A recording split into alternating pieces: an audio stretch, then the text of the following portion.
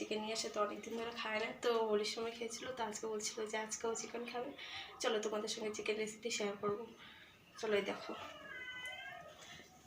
এটা হচ্ছিলো রসুন, এদিকে পেঁয়াজ কুচি, এদিকে হচ্ছিলো আলু, আর এদিকে তেজপাতা, আর এদিকে চিকেন, আর এদিকে মশলা করে রেখে দিয়েছি। তো প্রথমে দিব গিয়েছিলো পেঁয়াজ।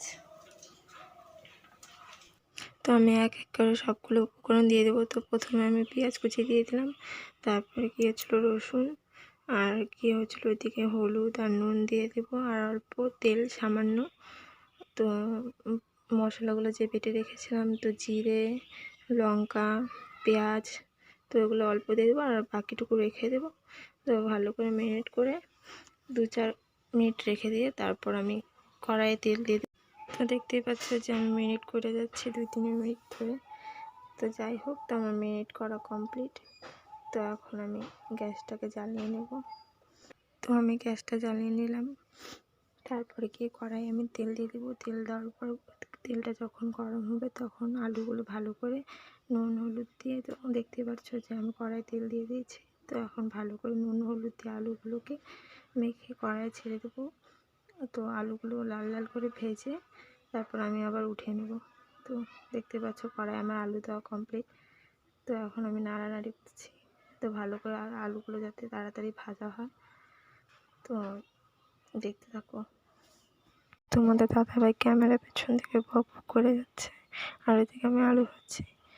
তো যাই হোক, দেখো আমার আলু ভাজা কমপ্লিট। তো এখন আমি আলুগুলোকে উঠিয়ে নেব। তো দেখতে পাচ্ছ যে আলুগুলোকে ভালো করে লাল লাল করে ভেজে আমি এখন উঠিয়ে নিলাম। তো এখন এই তেলের মধ্যে আমি দিয়ে দেবো তেজপাতা ফোড়ন, আর এখন আমি দিয়ে দিচ্ছি মাংসগুলোকে যে ম্যারিনেট করে রেখেছিলাম, তো এই মাংসগুলো দিয়ে দিচ্ছি। অনেকে অন্যরকমভাবে রান্না করে, যে ফোড়নে শুকনো লঙ্কা দেয়, তেজপাতা দেয়, জিরে দেয়, তো আমি ওইসব দিই না। তো দেখতে পেলে, তো এখন মাংসগুলোকে তো দিয়ে দিলাম। তো এখন ভালো করে নাড়ানাড়ি করে, তো মাংসগুলো আমি ভালো করে লাল লাল করে ভেজে নেব। আর ওইদিকে তোমাদের দাদা ভাইয়ের সঙ্গে আমি গল্প করছি, তো দেখতে পাচ্ছ। আর এদিকে আমি মাংস নাড়ানাড়ি করছি। তো অনেকে অনেকভাবে রান্না করে, তো আমি আমার স্টাইলে রান্না করছি। তোমরা একবার ট্রাই করে দেখতে পারো যে আমার মতো রান্না করে, তো দেখবে তোমাদেরও ভালো লাগে। তো তোমরা জানিও যে তোমরা কী করে রান্না করো। তো যাই হোক, দেখো আমার মাংসতে কত তেল উঠেছে। তো দেখতে পেলে যে যখন আমি কড়াই তেল দিয়েছিলাম তো অল্প দিয়েছি, আর মাংস থেকে কতটা তেল উঠেছে। অনেকে একবারে মাংসটাকে ভালো করে মশলা দিয়ে মেখে পুরো কড়াই দিয়ে দেয়, তো আমি ওভাবে রান্না করি না। তো আমি অল্প মশলা দিয়ে ভালো করে ম্যারিনেট করে নিই, আর বাকিটুকু মশলা রেখে দিই। তো দেখতে পেলে যে মাংসটা আমার ভাজা হয়ে গেছে। তো আমি এখন আলুটাকে দিয়ে দেবো, দিয়ে আবার কিছুক্ষণ, তো দেখতে পাচ্ছ যে আমি আলু দিয়ে দিচ্ছি, তো আবার কিছুক্ষণ ভেজে নেব। তো তারপরে গিয়েছিল আমি আবার যতটুকু মশলা রেখেছিলাম, তো মশলাটা আবার দিয়ে দেবো। তো আমার মাংস ভাজা প্রায় কমপ্লিট। তো এখন আমি মশলাটা যে বেটে রেখেছিলাম, তো ওই মশলাটা আমি এখন দিয়ে দেবো। তো দেখতেই পেলে যে মশলাটা দিয়ে দিলাম। তো মশলাটা দিয়ে ভালো করে অনেকক্ষণ কষিয়ে তারপর আমি জল দিয়ে দেবো।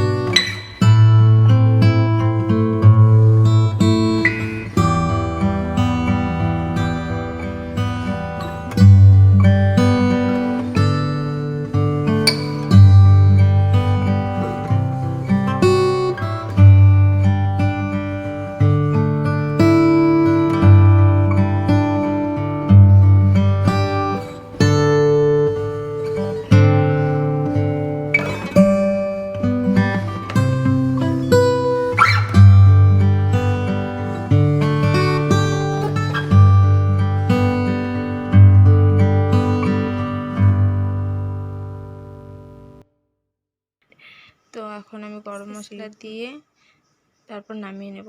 তো দেখতে পারলে যে আমি গরম মশলাটা এখন দিয়ে দেব। তো এই যে দিয়ে দিলাম, কিছুক্ষণ না একটু নাড়িয়ে তারপর এখন নামিয়ে দেবো। তো আমার মাংস রান্না কমপ্লিট। তো আজকের ভিডিওটা যদি ভালো লাগে তো লাইক, কমেন্ট, শেয়ার এবং সাবস্ক্রাইব করতে ভুলবেন না।